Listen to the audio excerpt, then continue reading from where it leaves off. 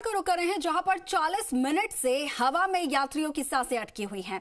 दरअसल जयपुर एयरपोर्ट पर फ्लाइट की लैंडिंग नहीं हो पा रही है और स्पाइस जेट की फ्लाइट नंबर SG57 की लैंडिंग नहीं हो पा रही है। दुबई से जयपुर आई है स्पाइस जेट की यह फ्लाइट और जयपुर में अधिक कोहरा होने के चलते लैंडिंग नहीं हो पा रही है। हालांकि कुछ फ्लाइट की लैंडिंग सफलतापूर्वक हुई है, लेकिन इस विमान के कैप्टन की लैंडिंग नहीं हो पा रही है और इसकी वजह से 40 मिनट से इसे होल्ड पर रखा गया है। पिछले 40 मिनट से बताया जा रहा है कि जो फ्लाइट है वो होल्ड पर है, यानी कि आसमान में ही अटकी हुई है और आसमान में चक्कर काटने को ये जो फ्लाइट है वो मजबूर है। हमारे सहयोगी काशीराम लगातार हमारे साथ जुड़े हुए हैं और नजर बनाए हुए हैं उड़ानों पर। काशी, बताया जा रहा है कि एक फ्लाइट जो है वो पिछले 40 मिनट से हवा में ही अटकी हुई है। क्या यहाँ पर कारण बताए जा रहे हैं और कितनी देर में लैंडिंग हो सकती है?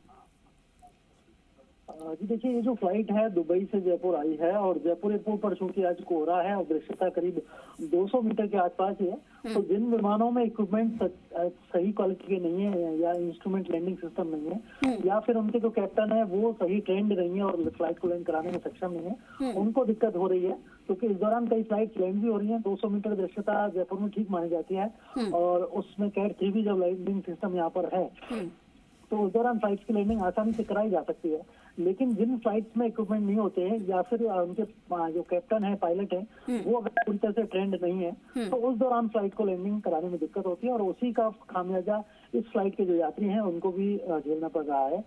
दुबई से ये फ्लाइट पहुंची है जयपुर और जयपुर के अभी तक पिछले 40 मिनट से ज्यादा समय से इसको बकायदा होल्ड पर रखा गया है। यानी इंतजार किया जा रहा है कि अगर दृश्यता में कुछ सुधार होता है, बिजली की कुछ बढ़ती है, कोहरा कम होता है तो उस दौरान इस फ्लाइट को लैंड कराया जा सकता है। लेकिन अगर अगले आधे घंटे तक यही स्थिति रहती है तो इस फ्लाइट को कहीं ना कहीं डाइवर्ट किया जाएगा, वो चाहे फिर दिल्ली डाइवर्ट किया जाए या उदयपुर या फिर अहमदाबाद।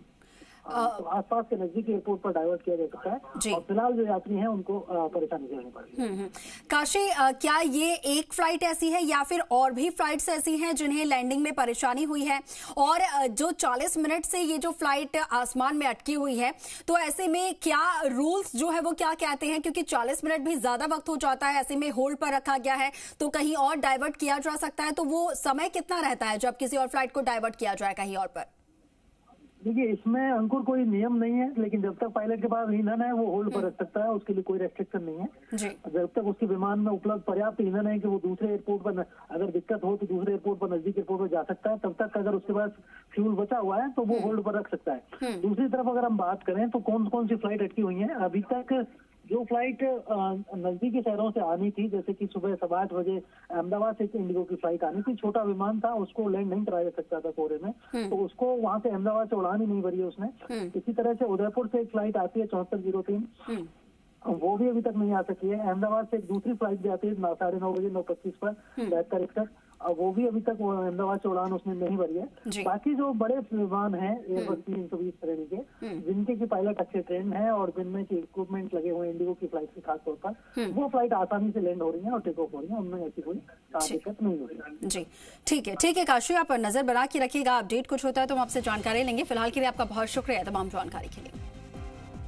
तो देखिए 40 मिनट हो चुके हैं और ये जो फ्लाइट